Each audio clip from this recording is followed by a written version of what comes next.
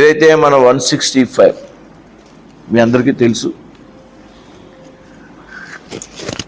గత సంవత్సరం కాలంలోనే దేశంలో అత్యంత వేగంగా మంజూరైనటువంటి హైవే ఏదైనా ఉన్నది అంటే ఒక బైపాస్ మేజర్ టౌన్ భీమవరాన్ని కలుపుతూ నేషనల్ హైవే చరిత్రలో 165 అని మాత్రమే నేను ఈ సందర్భంగా చెప్తున్నాను. మనకు 15 సంవత్సరాలుగా పెండింగ్లో రాష్ట్రంలో అన్ని ప్రధాన నగరాలకు బైపాస్లు ఉన్నాయి. మన జిల్లాలో చూసుకుంటే, మన పార్లమెంట్లో చూసుకుంటే పాలకొల్లుకు ఉంది, నర్సాపురానికి ఉంది, తాడేపల్లిగూడానికి ఉంది, తణుకు ఉంది, ఎక్సెప్ట్ భీమవరం. ప్రధానమైన నగరం ఇవాళ జిల్లా హెడ్ క్వార్టర్. మనం ప్రపోజల్ పెట్టి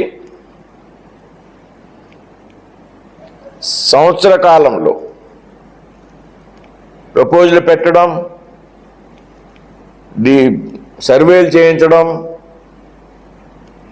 డిపిఆర్లు చేయించడం, టెక్నికాలిటీస్ అన్నీ అధిగమించడం,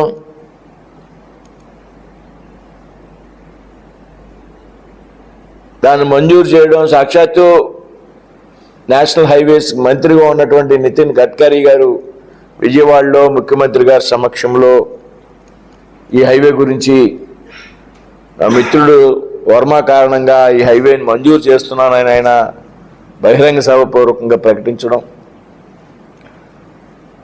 ఆ తర్వాత ఏదైతే ముఖ్యమైనటువంటి కమిటీలు ఉన్నాయో ఫైనాన్స్ కమిటీ కానీ ఇట్లన్నీ అనుమతులు కూడా తీసుకోవడం. అయితే చిన్న చిన్న టెక్నికాలిటీస్ ఉన్నాయి. డిజైన్ల విషయంలో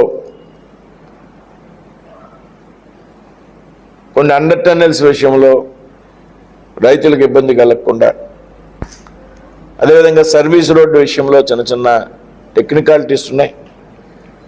వాటిని కూడా పరిశీలిస్తున్నారు. త్వరలోనే జనవరి నెలాఖరు నాటికి